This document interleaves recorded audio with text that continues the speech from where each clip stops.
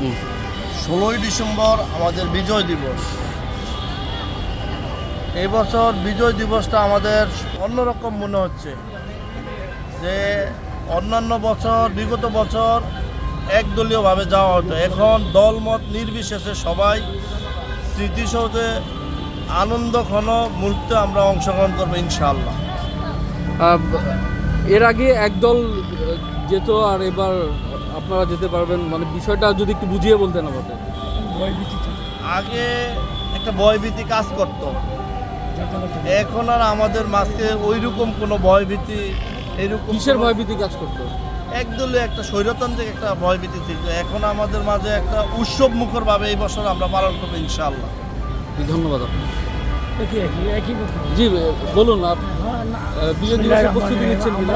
বিজয় 16 December মাস, এবং আগে যে স্বৈরাচার সরকার ছিল, আমরা এখন ওই স্বৈরাচার সরকার নাই, এবং দলবল নির্বিশেষে আমরা আনন্দ উল্লাসে সবাইকে একসাথে নিয়ে যেতে চাই, এবং আগের মতো কোনো ভেদাভেদ নাই, সবাই একসাথে অংশগ্রহণ করবে ইনশাআল্লাহ। একসাথে আমরা সবাই বিজয় যেতে চাই দিবস উদযাপন ইনশাআল্লাহ। করব। বিগতভাবে আমরা নিষ্পৃহ হয়েছি কি, আমরা ওইভাবে সাহসভাবে যাইতে পারছি না, যাইতাম আমাদেরকে রাস্তায় অ্যাটাক করতো এবং ধরে মারপিট করতো, কিন্তু এখন আর এই ভয়ভীতিটা নাই। কারা করতো? আওয়ামী লীগ যে লোকজন ছিল এবং ওদের সাথে যারা জড়িত থাকতো ওরা করতো আমাদের, ছাত্রলীগ বাহিনী, যুবলীগ বাহিনী, গুন্ডা বাহিনী, তারপরে হেলমেট বাহিনী। আনন্দ উল্লাস লাগছে, খুব ঈদের মতো লাগছে।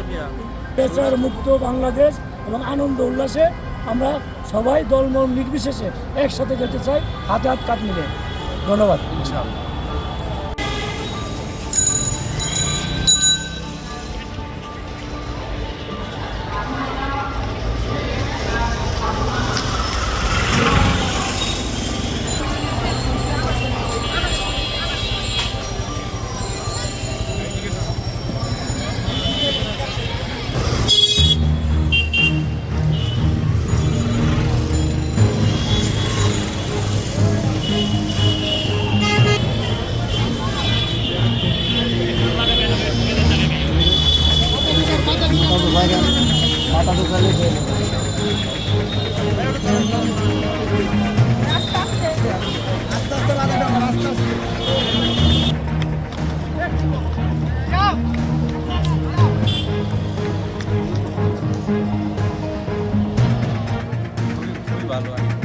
আশা করি আগের থেকে অনেক ভালো হইব এবং অনেক জমজমাট দেখতেছি। আশা করি কালকে অনেক ভালো হইব, অনেক মানুষ আসবো, সবাই দেখবো, আনন্দ করবো, উদযাপন করবো।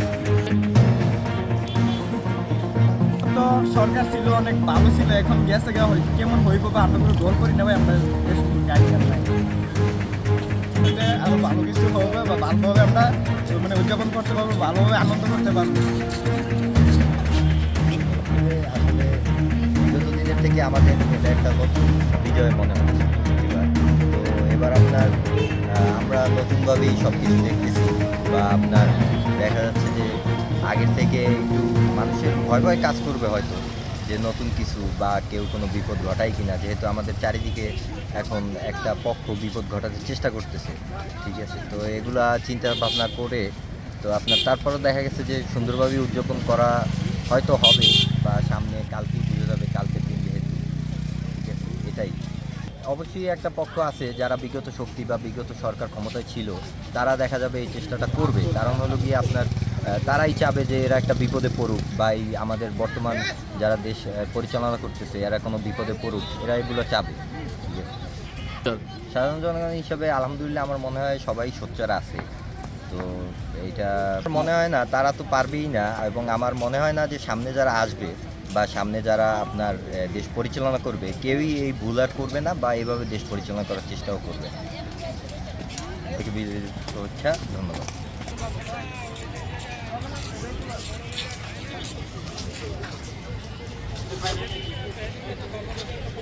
আমরা বরাবরের মতোই ঠিকঠাকভাবে উদযাপন করতে চাই। এবার মানে আমাদের বিজয় দিবসটা একটু ভিন্ন হবে আর কি, কারণ দীর্ঘ 14-15 বছর আওয়ামী লীগ সরকার ছিল, এখন বর্তমানে অন্তর্বর্তীকালীন সরকারের অধীনে আমাদের প্রথম বিজয় দিবস পালিত হবে। আমরা ভালো কিছু চাচ্ছি আর কি। ভবিষ্যতে দেশের বর্তমানে যে পরিস্থিতি দিন দিন খারাপের দিকে যাচ্ছে, এগুলো খুব তাড়াতাড়ি ঠিক হয়ে যাবে এবং আমরা সুন্দর মানে যে সোনার বাংলাদেশ আমরা ছাত্ররা দাবি করেছিলাম, সেই সোনার বাংলাদেশ আমরা ভবিষ্যতে পাবো, আমরা সেই কামনা করছি। আপাতত আমরা স্টুডেন্টরা যেই পর্যায়ে মানে দেশকে নিয়ে যাওয়ার জন্য মানে অগ্রসর হয়েছি, আমাদের সরকারে আমাদের ওই দুজন ছাত্র প্রতিনিধি সমন্বয়ক যারা ছিলেন, তারা যুব ক্রীড়া উপদেষ্টা এবং তথ্য প্রযুক্তি উপদেষ্টা হিসেবে তারা এই কর্মরত রয়েছেন। তারা আমাদের মানে দেশকে যেই পরিকল্পনা মানে যে স্বপ্ন থেকে ছাত্রদের মানে এগিয়ে নিয়ে গিয়েছিলেন এই আন্দোলনের জন্য, তারা মানে আমাদের জন্য ভবিষ্যতে আর কি খুব সুন্দর দৃষ্টান্ত স্থাপন করবে এবং দেশকে এগিয়ে নেওয়ার জন্য যা করার তারা আমাদের হয়ে আর কি করবে। ষড়যন্ত্র বলতে মানে বিভিন্ন দিক থেকে তো তারা বিভিন্ন চেষ্টা করছে আর কি।